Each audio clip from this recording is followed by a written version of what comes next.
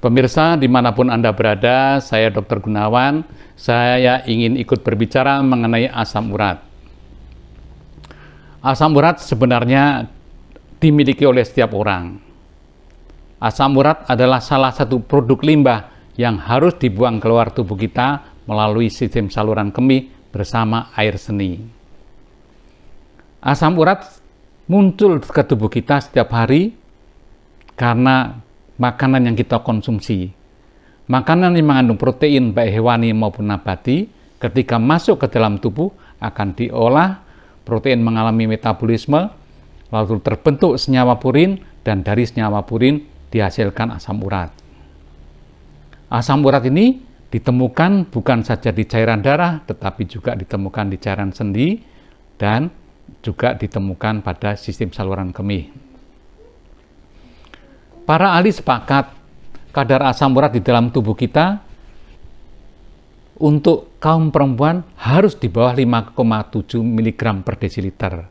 Sedangkan pada laki-laki harus di bawah 7 mg per desiliter.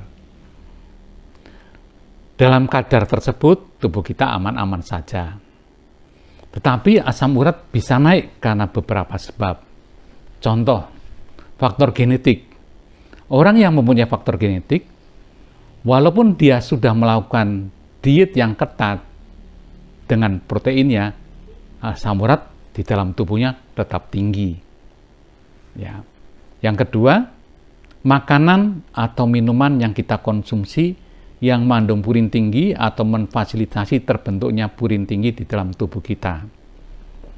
Yang ketiga, asam urat juga bisa naik karena pengaruh obat-obat tertentu.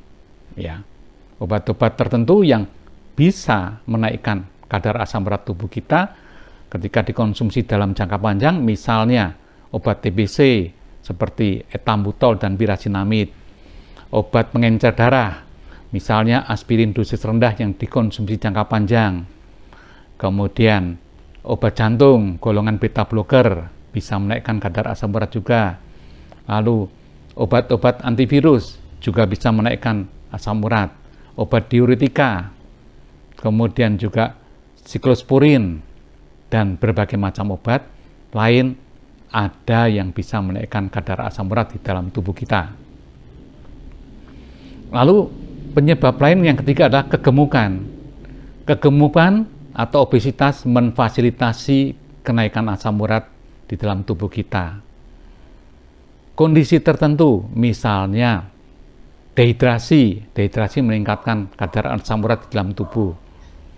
Penyakit-penyakit tertentu, misalnya penyakit ginjal kronis yang mengganggu pembuangan air seni bisa mengakibatkan tingginya asam urat di dalam tubuh kita.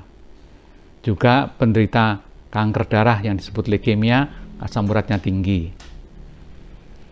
Lalu bagaimana sikap kita kalau asam urat dalam tubuh tinggi? Apa sih yang terjadi? Nah, kalau asam urat di dalam tubuh kita tinggi, akan mempengaruhi beberapa organ penting. Misalnya, asam urat yang tinggi dan berlangsung lama akan mempengaruhi sistem pembuluh darah arteri. Pembuluh darah arteri yang sifatnya lentur, elastis, itu menyalurkan darah segar yang kaya akan oksigen dari jantung ke seluruh bagian tubuh.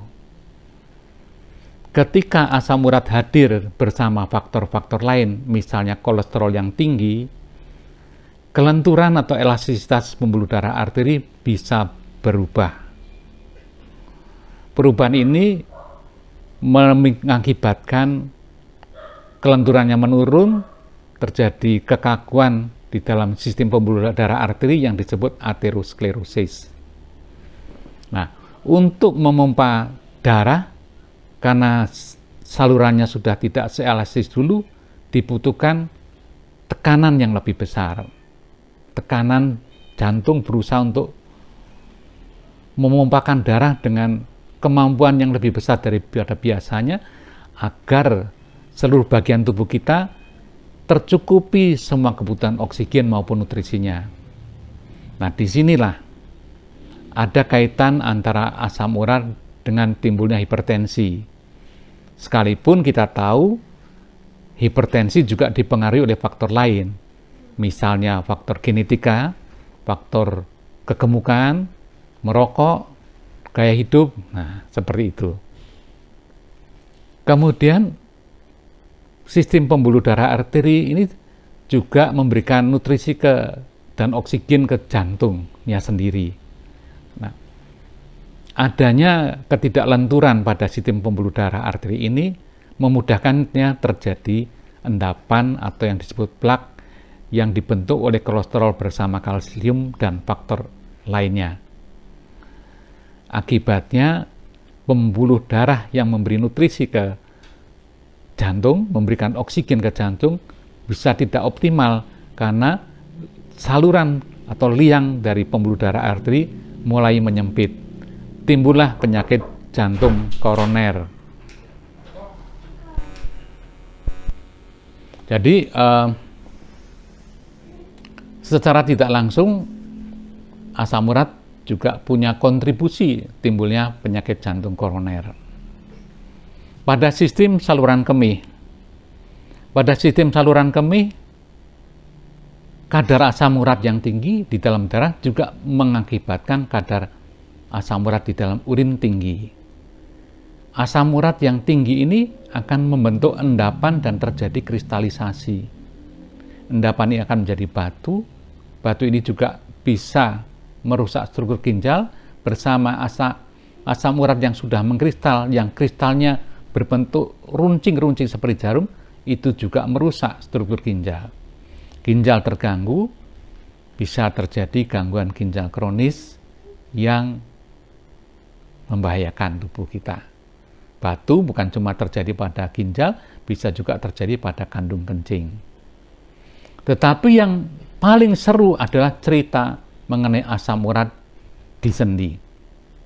Bagaimana tidak seru ketika ada seorang mengeluh datang kepada kita, punggungnya sakit, kakinya sakit, betisnya sakit, pahanya sakit, pundaknya sakit. Wah, ini gara-gara asam urat. Kemarin makan hijau-hijau, lalu badan jadi sakit semua seperti ini. Nah, ini adalah salah pengertian atau salah tangkap atau kurang jelasnya informasi yang diterima. Tidak benar bahwa asam urat sampai saat ini tidak ada hubungannya asam urat dengan nyeri-nyeri pada otot atau daging tubuh kita. Otot betis, otot paha, otot pundak, otot punggung. Nah, tetapi gangguan nyeri pada asam urat terjadinya hanya pada sendi. Lalu sendinya biasanya yang paling sering adalah persendian pada kaki. Ini ada asumsi bahwa kristal-kristal asam urat itu dipengaruhi oleh gravitasi akan lebih banyak ngumpul di cairan sendi bagian bawah. Yang paling sering terjadi adalah serangan asam urat di pangkal ibu jari kaki, entah kanan, entah kiri. Sangat-sangat jarang di pergelangan kaki. Sangat-sangat jarang lagi di lutut.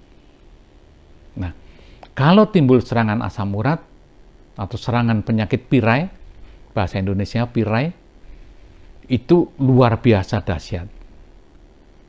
Biasanya tidak muncul begitu saja, tetapi dipicu oleh aktivitas fisik yang cukup berat. Nah, seperti kita ketahui, serangan asam urat ini biasanya dipicu oleh misalnya habis main sepak bola atau habis bersepeda goes sejauh 100 km dalam rangka ulang tahun. Atau bagi yang lebih muda, habis hiking nih, seru banget. Naik sampai ketinggian 1.500 meter dari permukaan laut, camping di sana. Tengah malam terjadi serangan asam urat. Serangan asam urat ini berlangsung mendadak, biasanya muncul malam hari.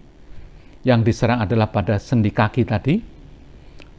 Sakitnya luar biasa, sangat sakit. Jangankan digerakkan, disentuh saja sakit. warna sendi yang terserang kemerahan mirip bisul, lalu daerah sendi yang terserang juga lebih panas pada perabaan dibandingkan kulit sehat sekitarnya. Nah, ini seru banget. Lalu kalau sudah terjadi hal-hal seperti itu, kemana? Nah, yang penting kalau sudah terjadi ke hal-hal seperti itu, datang ke profesional kesehatan, apa kepada dokter keluarga, dokter umum, atau dokter spesialis, sesuai dengan keluhan dan kenyamanan Anda. Lalu, bagaimana mengantisipasi supaya tidak terjadi hal tersebut? Supaya tidak terjadi hal tersebut, perlu dilakukan langkah-langkah seperti yang harus kita lakukan untuk mengantisipasi asam urat di dalam tubuh kita tinggi. Yang pertama adalah menghindari alkohol, baik itu bir, whisky, atau tua. Yang kedua, menghindari minuman kemasan yang tinggi fruktosa, karena fruktosa menjadi biangnya munculnya asam urat juga. Yang ketiga, selain alkohol dan tadi minuman kemasan, adalah menghindari makanan tinggi purin. Menghindari makanan tinggi purin, yang pertama adalah jeroan, babat, usus, ati, ampela, paru, dan sebagainya, hindari. Yang kedua, menghindari melinjo. Melinjo itu perlu kita hindari, karena itu asam uratnya atau purinnya tinggi sekali. Yang ketiga, menghindari ikan asap, daging asap, juga tofu yang dikeringkan. Lalu, makanan laut seperti kerang, udang lebih-lebih lobster, cumi, kepiting, perlu kita hindari. Kemudian, kita juga perlu menghindari makanan kaleng, sarden, kornet. Nah, itu perlu kita hindari juga. Di antara makanan laut tadi juga ada satu yang menjadi favorit kita, ikan teri. Ikan teri itu tinggi asam uratnya. Juga tiram tinggi asam uratnya. Nah, kemudian mengenai daging merah. Daging merah memang mengandung purin cukup tinggi, tapi tidak setinggi yang tersebut di atas. Daging merah seperti daging kambing, daging babi, daging sapi, perlu dibatasi konsumsinya. Lalu mengenai kembang kol, asparagus, jamur, belum ada kesepakatan. Tetapi ini juga perlu dibatasi. Nah, lalu daging bebek, angsa, itu asam uratnya juga tinggi. Yang tidak boleh dilupakan juga adalah mengkonsumsi air minum itu minimal 2 liter. Kalau bisa lebih dari 2 liter. Apalagi kita yang berada di daerah tropis, pada saat peralihan musim itu seringkali juga keringat banyak, kita perlu lebih dari 2 liter per hari. Atau kalau kita mau mengontrol lebih teliti, kalau kita berkemih, lihat warna air seni kita. Kalau air seni kita warnanya putih, jernih, itu cukup minuman kita. Tetapi kalau masih agak kekuningan, perlu kita tambah. Nah, selain itu, ada makanan-makanan tertentu yang bisa ikut meredam kenaikan asam urat. Yang pertama adalah susu rendah lemak. Kedua, yogurt. Ketiga, buah ceri. Keempat, yang sekarang bermunculan di mana-mana, kopi. Anda suka ngopi? Saya juga suka ngopi. Yang tidak boleh dilupakan adalah juga menghindari obesitas. Caranya, menu seimbang secukupnya, menghindari yang tinggi purin tadi, lalu olahraga. Olahraga disesuaikan dengan umur kita. Kalau Anda yang sudah S2, sampun sepuh, jangan olahraga senam aerobik, apalagi lari. Sayang lutut Anda. Tetapi kalau Anda sudah S2 atau bahkan mungkin S3, sempuh sangat. Olahraga yang tepat adalah jalan kaki. Kalau bisa diusahakan jalan cepat, mulai dengan semampunya. Kalau mampunya 10 menit, tidak apa-apa. Lakukan tiap hari. Lama-lama jadi 15 menit, lama-lama jadi 30 menit. Nah, Anda bisa lakukan 30 menit sampai 45 menit dalam satu kali olahraga. Jalan cepat. Kalau tidak bisa jalan cepat, berenang. Nah, berenang itu pilihan untuk olahraga. Ya. Kemudian tentunya kalau mereka yang punya kesempatan,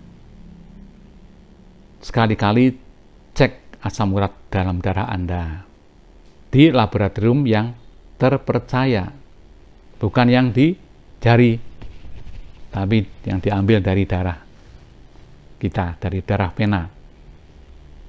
Tidak perlu tiap bulan, cukup 3-4 bulan sekali atau 6 bulan sekali. Saya kira demikian. Semoga informasi ini bermanfaat bagi kita semua. Salam sehat, salam seroja, sehat rohani dan jasmani. Sampai jumpa di lain kesempatan.